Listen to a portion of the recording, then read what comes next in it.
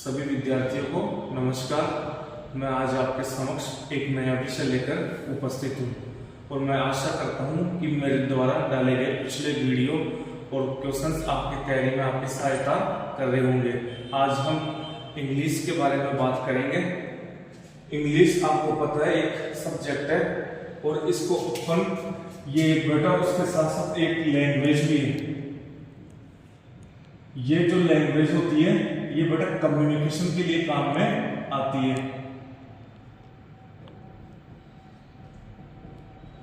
बेटा communication to type से होता है, एक तो वर्बल और एक नॉन वर्बल। जिसमें बेटा अपन वर्ड्स का यूज करते हैं, शब्दों का प्रयोग करते हैं, वो तो वर्बल होता है। और जिसमें अपन वर्ड्स शब्दों का प्रयोग नहीं करते वो नॉन वर्बल होता है। बेटा इंग्लिश में जो लैंग्वेज है, प्रत्येक लैंग्वेज का जो बैकबोन होता है वो ग्रामर होता है। तो बेटा आज अपन इंग्लिश की ग्रामर स्टार्ट करेंगे चैप्टर 1 से, जो कि पार्ट्स ऑफ स्पीच है। इसका अपन जनरल इंट्रोडक्शन मैं आपको दूं, इसका सामान्य परिचय दूं। तो parts of speech meaning is classification, यह बेटा वर्गीकरण है। According to the sentence structure parts of speech are divided into 8 parts. वाक्य की संरचना के अनुसार पार्ट्स ऑफ स्पीच 8 भागों में विभाजित है। सेंटेंस स्ट्रक्चर को समझने से पहले पार्ट्स ऑफ स्पीच को समझना जरूरी होता है। सेंटेंस आप जानते हो बेटा वाक्य होता है। सेंटेंस को बेटा ग्रुप ऑफ वर्ड्स कहा जाता है। बेटा जो आपका सेंटेंस होता है ये ग्रुप ऑफ वर्ड्स होता है और प्लस इसमें कंप्लीट मीनिंग होता है। यह वाक्य संपूर्ण अर्थ देता है।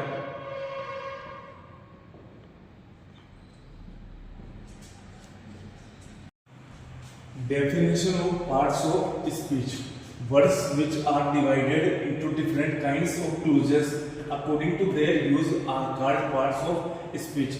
ऐसे वर्ड्स जो अलग अलग कैटेगरियों में डिवाइडेड होते हैं और वो उनके उपयोग के हिसाब से विभाजित होते हैं, वही क्या कहलाते हैं बेटा पार्ट्स ऑफ स्पीच। इसमें क्लूजेस क्या होता है, उपवाक्य, ये वाक्य का छोटा भाग होता है। अब बेटा अपन kinds of parts of speech की बात करेंगे, ये 8 होते हैं। पहले की बात करते हैं, ये होता है द नाउन संज्ञा। बेटा आपको पता है नाउन एक नेमिंग वर्ड होता है। Noun is a naming word.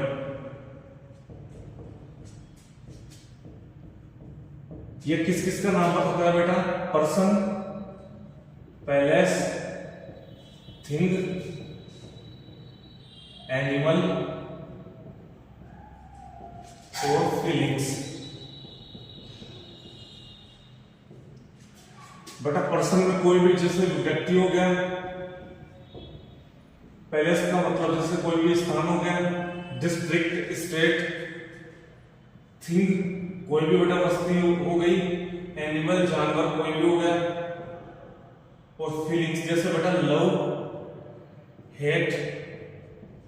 बेटा नाउन 5 टाइप्स का होता है बेटा। पहला होता है बेटा कॉमन नाउन। बेटा कॉमन नाउन पूरी क्लास को रिप्रेजेंट करता है, होल क्लास।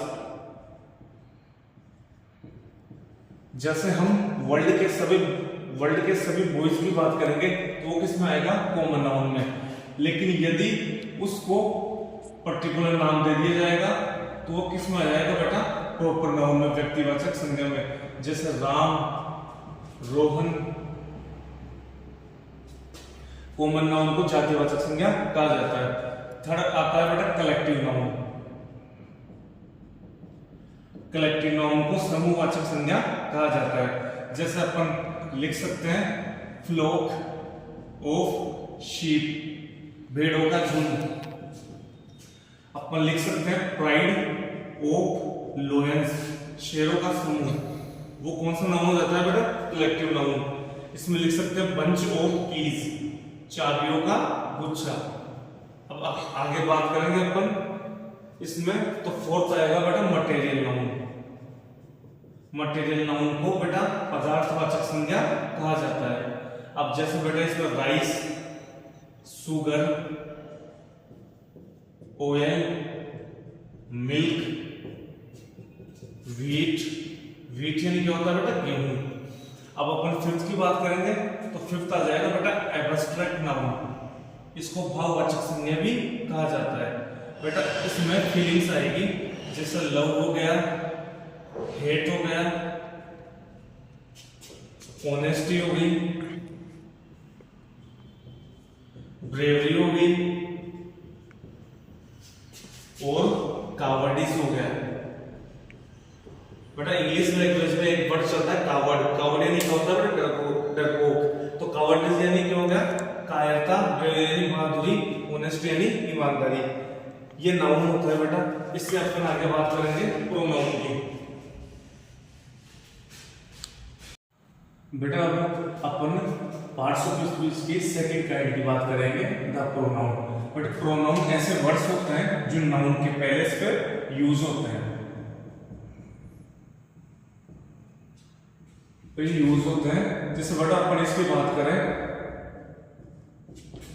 पर्सनल प्रोनाउन की।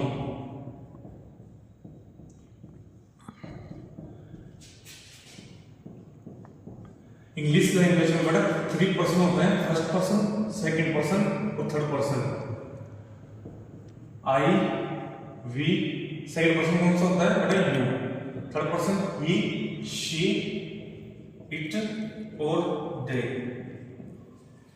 तो बेटा इसके प्रोनाउन को जब अपन प्रोनाउन टॉपिक पढ़ेंगे तब इसको अच्छे से पढ़ेंगे, इसको अच्छे से कंप्लीट करेंगे।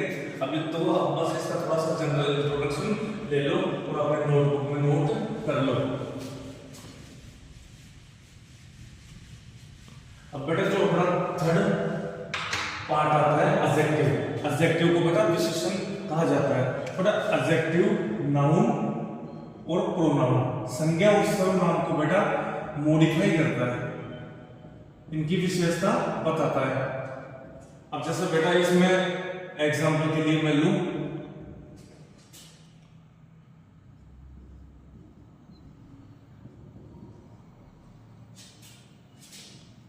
Ram is a good boy.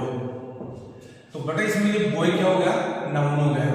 और इससे पहले क्या आ रहा है? गुड। ये बॉय की विशेषता बता रहा है, क्वालिटी बता रहा है। तो ये क्या हो गया बेटा? एडजेक्टिव हो गया। और आपको पता है बेटा जब अपन इंग्लिश लैंग्वेज की बात करते हैं तो एडजेक्टिव टॉपिक में अपन डिग्रियों की बात करते हैं।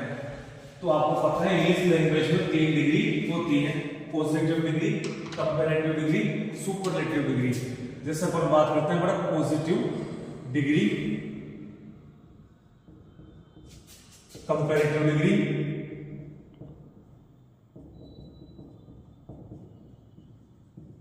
और सुपरलेटिव डिग्री। बेटा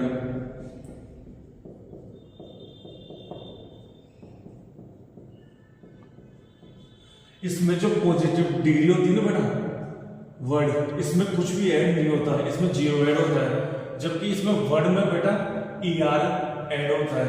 और जबकि इसमें वर्ड में क्या यूज होता है बेटा? EST यूज होता है। और बेटा इसमें कंपैरिजन यानी तुलना, इसमें तुलना नहीं होती और इसमें तुलना होती है। लेकिन तुलना कितने में होती है बेटा? 2 में। और इसमें सबसे तुलना होती है। अब इसकी बेटा इस वाले सेंटेंस में क्या आता है? देन। और बेटा सुपरलेटिव डिग्री के साथ आर्टिकल कौन सा आता है? द।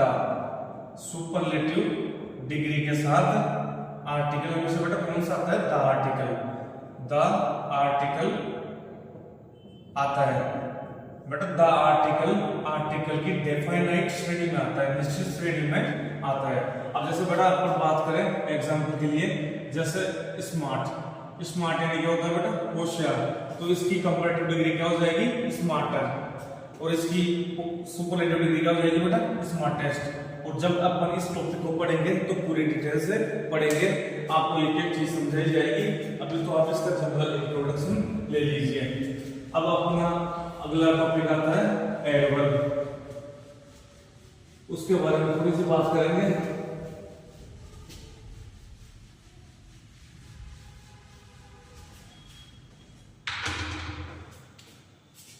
सॉरी बेटा एडवर्ब से पहले आता है वर्ब, क्रिया।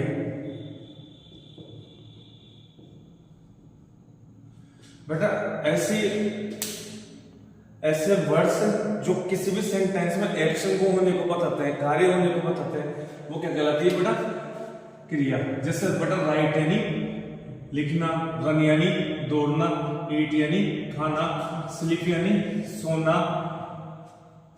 ये सभी वर्ड्स कौन से होते हैं? जो किसी भी सेंटेंस में एक्शन को दिखाते हैं, कार्य होने को दिखाते हैं। अब अपना अगला टॉपिक आता है द एडवर्ब। इसको बोलते हैं बेटा क्रिया विशेषण। ऐसे वर्ड्स जो क्रिया की क्या बताते हैं? विशेषता। जैसे वेरी, जैसे अपन इसमें कहें Ram is very intelligent.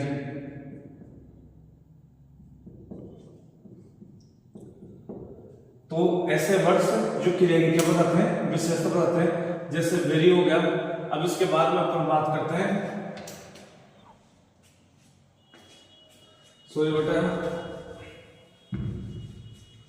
Ram is run very fast.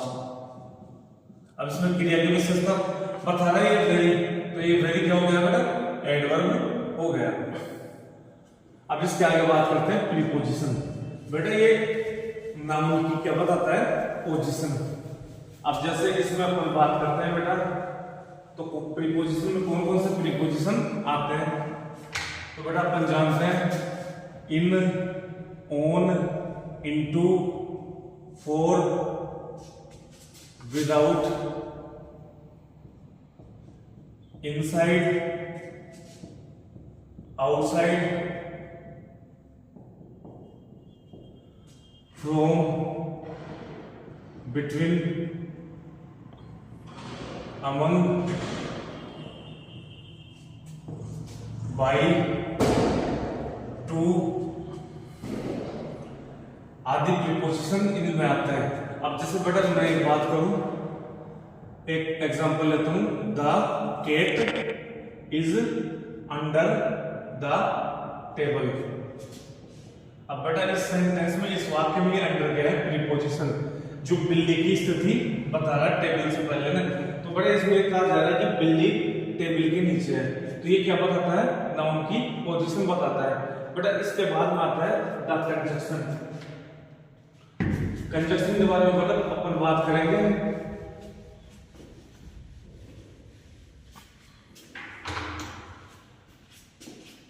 जैसे बेटा एंड, बट, आइदर और, नाइदर नोर,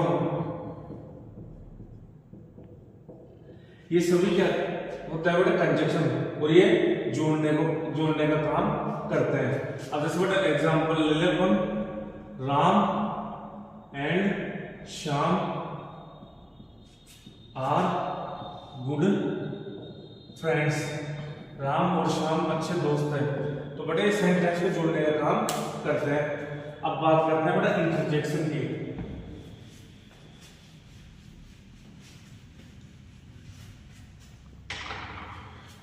बेटा जो इंटरजेक्शन होता है, ये फीलिंग्स को व्यक्त करने के लिए काम में लिया जाता है। बेटा इसका साइन होता है ये, जैसे हुर्रे, ओ। तो बेटा ये फीलिंग्स को व्यक्त करने के लिए लिया जाता है। और इसमें सेंटेंस में आश्चर्य या विस्मय का भाव होता है। जब इन टॉपिक्स को अपन डिटेल में पढ़ेंगे तब एक एक चीज को अपन ढंग से पढ़ेंगे और अच्छे से नोट करेंगे।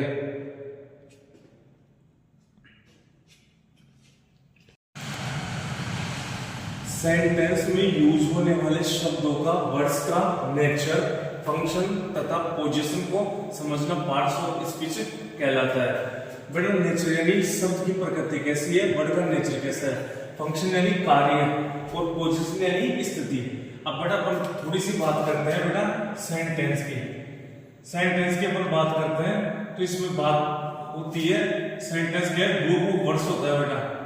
ग्रुप ऑफ वर्ड्स शब्दों का समूह प्लस कंप्लीट मीनिंग। और इसका मीनिंग क्या होता है बेटा?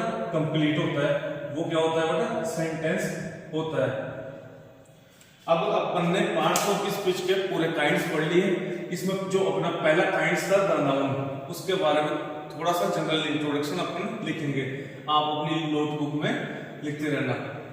इसकी जो डेफिनेशन है, परिभाषा, वो क्या हो जाएगी बेटा? Noun is a naming word. नाम देने वाला शब्द क्या कहलाता है? नाउन संज्ञा कहलाता है। किस किस का नाम देगा?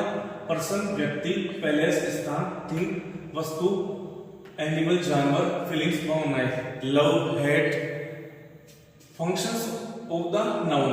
बेटा नाउन के फंक्शंस करते हैं तो बेटा नाउन सबसे पहले तो ये क्या होता है? सब्जेक्ट। फिर क्या होता है बेटा? ऑब्जेक्ट। सब्जेक्ट यानी क्या होता है? कर्ता। और ये ऑब्जेक्ट किस किस का होता है? Object of a verb, object of A preposition. Preposition और वर्ब के बारे में हमने बात करी थी बेटा। सब्जेक्ट, सब्जेक्ट क्या होता है बेटा? कर्ता। क्या होता है? कर्ता, काम को करने वाला, इसको बोलते हैं बेटा डूअर।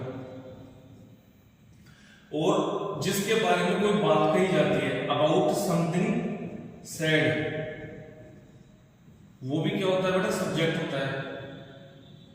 सेंटेंस में जो डूअर होता है, जो काम वो करता है, वो सब्जेक्ट होता है। और किसी के बारे में कोई बात कही जाती है, वो भी क्या होता है? सब्जेक्ट होता है। और आपको पता है सब्जेक्ट का एक अन्य अर्थ, अलग से मीनिंग होता है प्रजा, जो किसी राजा के अधीन होती है, जो किसी किंग के अधीन होती है, वो क्या कहलाती है? प्रजा। सब्जेक्ट का एक अलग से अर्थ होता है। इससे आगे बात करेंगे अब अपन।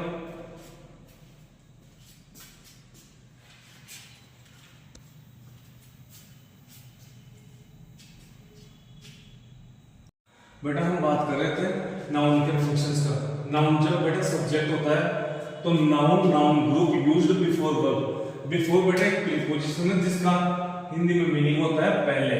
तो बेटा जब नाउन, जब सब्जेक्ट होता है तो वो वर्ब से पहले यूज होता है।